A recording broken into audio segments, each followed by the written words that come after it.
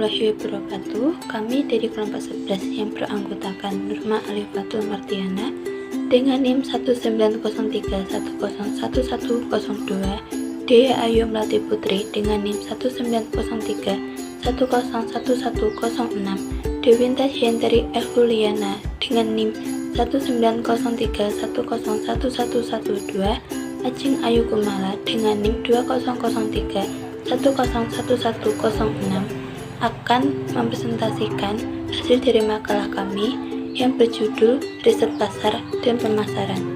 Si penelitian pemasaran. Kegiatan perencanaan, pengumpulan, analisis, dan pelaporan yang sistematis dari data atau penemuan yang relevan dengan situasi pemasaran tertentu yang dihadapi perusahaan. Beberapa cakupan yang luas antara lain: 1. Pengembangan produk. 2. Identifikasi pasar. 3. Mencari desain yang cocok untuk cakupan penjualan, distribusi, promosi, dan fasilitas pelayanan jual. Informasi untuk mengambil keputusan pemasaran dapat dikelompokkan sebagai berikut.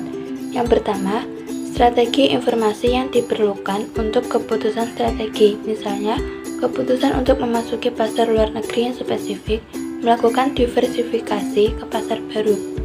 Yang kedua, taktis atau operasional informasi yang berhubungan dengan keputusan-keputusan taktis, misalnya perencanaan tentang daerah penjualan.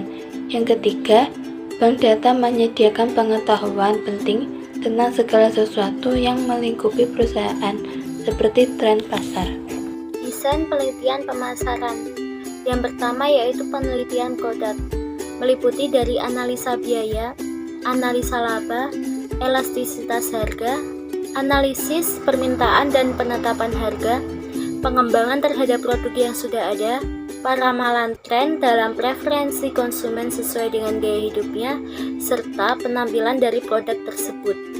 Yang kedua yaitu penelitian penjualan, meliputi dari distribusi, studi kerja dalam distribusi, dan studi ekspor serta kondisi negara lain. Ketiga yaitu penelitian dari konsumen, yaitu meneliti maksud dari pembelian, kemasan produk, dan studi segmentasi. Yang keempat yaitu penelitian promosi, di mana berkenaan dengan pengujian dan pengevaluasian efektivitas berbagai metode yang digunakan dalam promosi barang dan jasa perusahaan oleh efektivitas eksibisi, PR, iklan konsumen dan perdagangan, tawaran promosi yang spesial, melalui dengan media sosial atau sarana TV, koran, bioskop, radio, billboard, poster, majalah, dan pameran.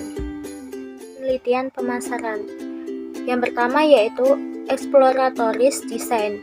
Di sini bersangkutan dengan identifikasi masalah penelitian yang sesungguhnya dan mungkin formulasi hipotesis yang relevan untuk pengujian berikutnya. Didasarkan atas data yang sudah ditertibkan, dapat memberikan pengetahuan yang cukup memadai untuk keputusan pemasaran yang harus diambil. Yang kedua, yaitu studi deskriptif, berakar pada pengetahuan tentang variabel-variabel pemasaran sehingga dapat menghasilkan informasi khusus. Contohnya, performasi produk, pangsa pangan, strategi bersaing, dan distribusi. Laporannya bersifat deskriptif, seperti permintaan pasar, profil konsumen, fenomena ekonomi dan industri, dan faktor-faktor lain yang merupakan ciri perilaku pasar secara umum, baik secara kualitatif maupun kuantitatif.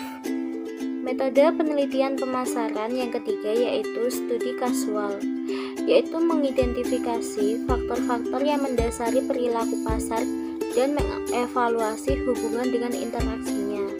Contohnya, analisis pasar dengan segmentasi pasar. Selanjutnya, menyusun rencana penelitian pemasaran. Yang pertama, sumber data, data sekunder, dan data primer. Yang kedua, pendekatan riset, observasi, survei, dan eksperimen. Yang ketiga, instrumen riset, kuesioner. Yang keempat, rencana pengambilan sampel, yaitu unit pengambilan sampel atau siapa yang akan disurvei, who, how many, how, ukuran sampel, beberapa orang yang harus disurvei, prosedur pengambilan sampel atau prosedur pengambilan sampel.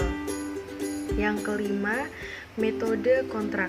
Bagaimana subjek harus dihubungi, apakah melalui surat, telepon, secara pribadi, atau rumah tempat kerja. Selanjutnya, metode pengambilan contoh atau sampel.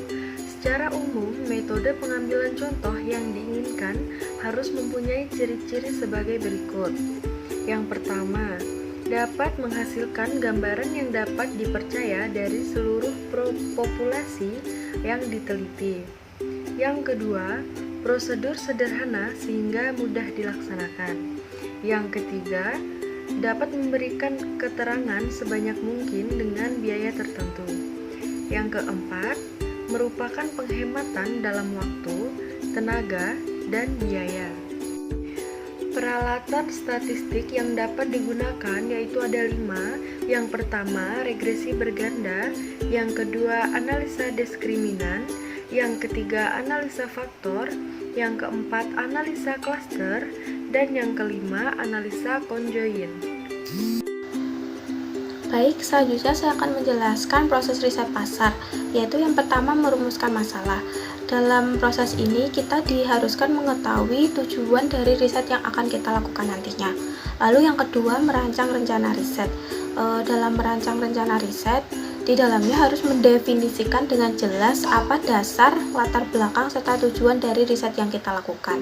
Seberapa baik riset yang kita rancang, maka akan mempengaruhi riset yang kita lakukan nantinya. Lalu yang ketiga, mengumpulkan informasi. Dalam mengumpulkan informasi ini, kita dapat mengambil informasi dari lapangan dengan menggunakan metode sampling, baik itu probability maupun non-probability. Lalu yang selanjutnya yaitu menganalisa informasi.